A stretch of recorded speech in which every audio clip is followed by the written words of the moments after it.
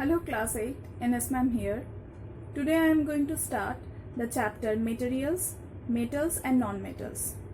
Though this chapter was in your PA1 syllabus, but it will come as a revision chapter in your half-yearly exam. So let us start this chapter, Materials, Metals and Non-Metals. Before going to the metals and non-metals, first we have to know elements. Because elements are divided into two broad groups, metals and non-metals. So what is the definition of elements? A substance which cannot be broken down into two or more simpler substances by chemical reaction is called an element. Example of such elements: iron, hydrogen, helium, phosphorus, gold, silver, etc. are example of elements. Now, some of them are metals and some of them are non-metals. But if you break iron or phosphorus, you will only get iron and phosphorus as a last product. So, there is no two or other substance. That's why they are called as elements.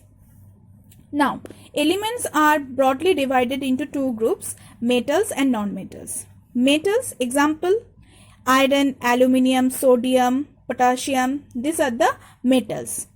On the other hand, example of non-metals, phosphorus, sulfur, etc. are non-metals. Today we are going to discuss about metals. First, the physical properties of metals. We all know metals are very hard. That's why we make utensils, machine, agricultural tools out of metals.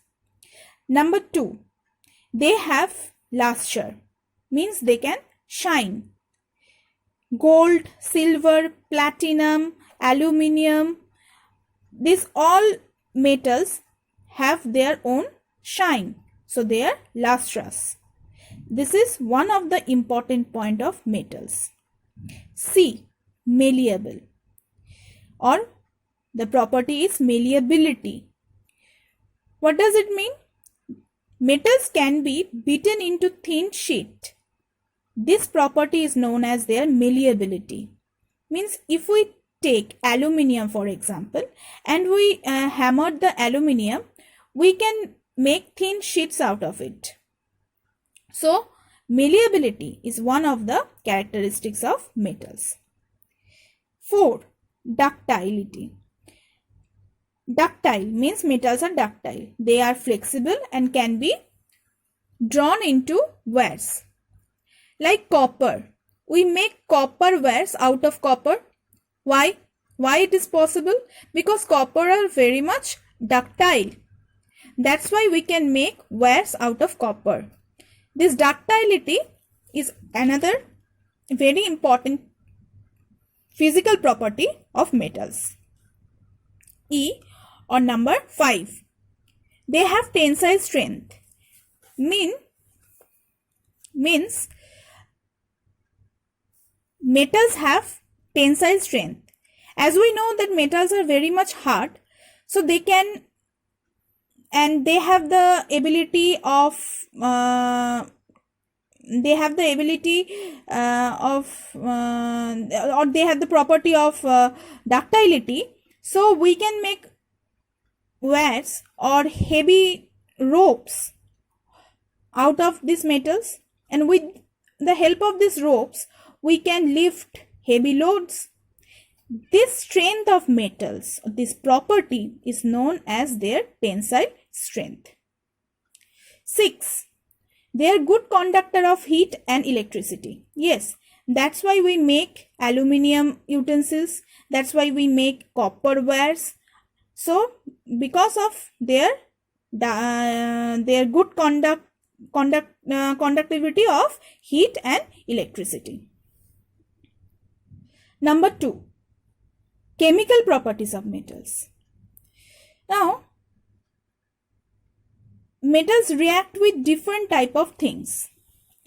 Number 1, air. When metal reacts with oxygen present in air, it will form metal oxide. This is one of its chemical properties. B, action with water.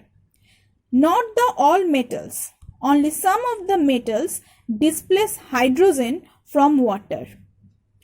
If we take sodium and mix with water, then we will see that sodium will displace hydrogen from the water and it will form NaOH or sodium hydroxide.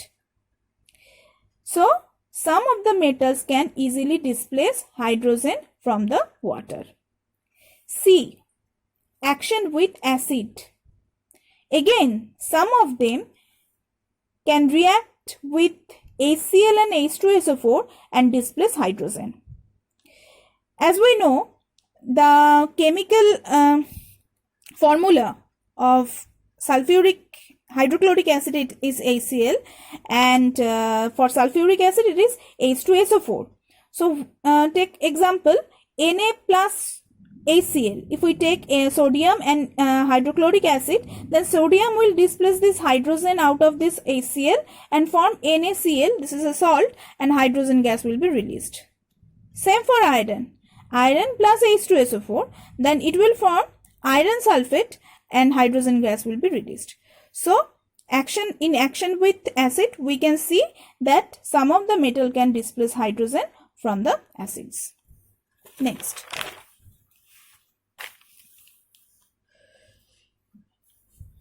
Reaction with other metals.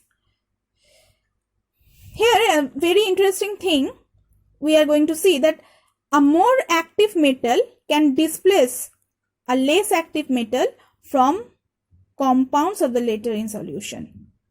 Means some of the metal, the more active or the more stronger metal can displace more weak metals from their solution. If we take this example, Fe or iron and CuSO4 copper sulfate solution, we will see that iron will displace copper from its solution and will form FeSO4 or iron sulfate, and copper will accumulate on the surface of the iron nail.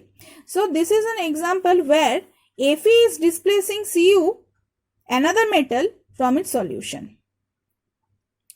This was the chemical properties of metals. So what are the physical properties? Like their hardness, lustrous, they are malleable, they are ductile, they have tensile strength, they are good conductor of heat and electricity, and another you can give, they have special kind of sound can be produced by metals.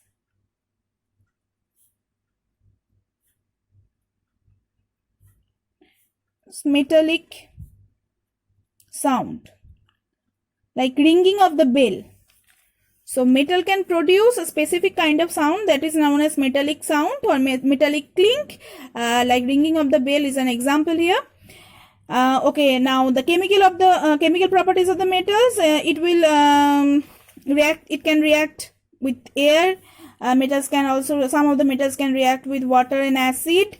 In both cases, they generate hydrogen gas in their reaction. And last, reaction with other metals, more active metals displaces less active metals from their solution. These were the physical and chemical properties of metals. Now going to the uses of metals. What are the uses of metals? Number 1, kitchen utensils. We all know aluminium, iron, these things are used to make kitchen utensils because they are very much hard and we can make different type of things out of these two metals. Number 2, in making jewelry. Silver and gold, platinum, these metals are used to make jewelry. Now tell me why. Why we take silver and gold and why we don't make jewelry out of iron? See, metals have the power of malleability, we all know. But some of the metals are more malleable than the others.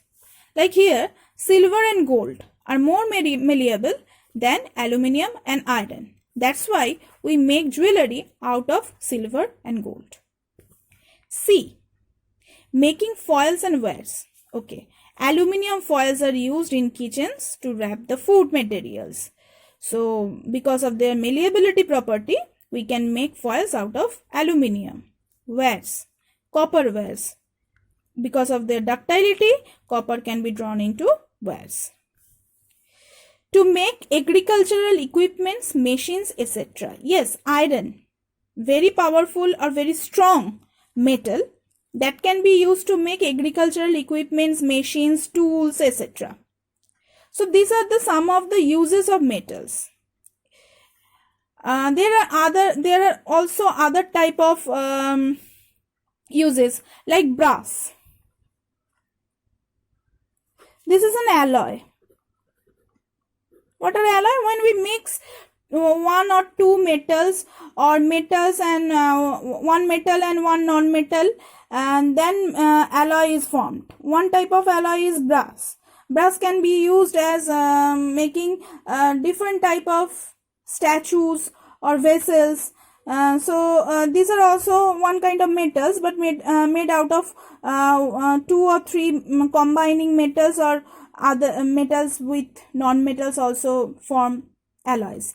So these are the different type of uses of metals. So today we get the idea about on metals, and next day we are going to talk about the non-metals. Okay students, this for today. In the next video clip we are going to discuss about the non-metals. Thank you.